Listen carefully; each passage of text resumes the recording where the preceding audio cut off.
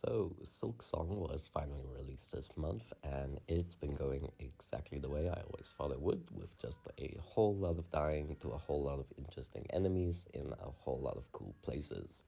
So, after the first initial cutscene and climbing your way up to this area, I was exploring around and getting used to the controls, specifically the change to the downward dash or the downward slashing attack, which is now angled to the side.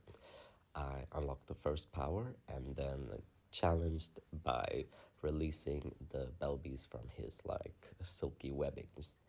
This immediately jumps into the fight, which was okay. I think it took me 2 or 3 attempts to defeat it, but after finally defeating him, that unlocks the fast travel system, which is really useful and really adorable.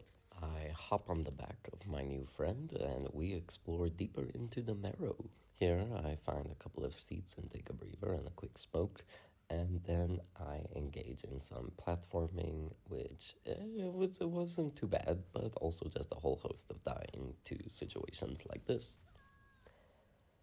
But after exploring through the bone marrow and kind of just looping around in a circle because I actually missed the initial path that leads you to the next areas, I then circled my way back to the mossy area, went up a bit more, explored around, engaged in this platforming section, which I actually felt good about until I reached a door that I could not open because I didn't have the key that you need because I cannot afford said key.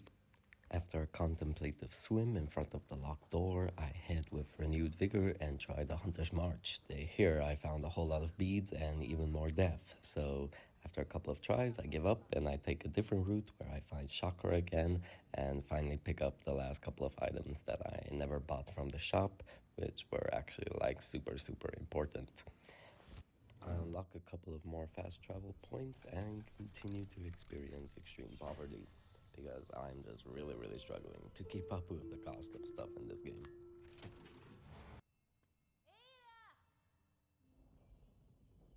I call up my Bell fast travel friend and he calls me a pavo, but we head out anyways.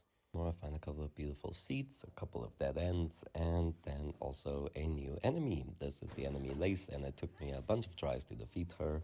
Eventually I got into this fight where I just really tried to be patient and take my time, hence it sped up, but I did it. We finally managed to defeat her in this section, and that is great.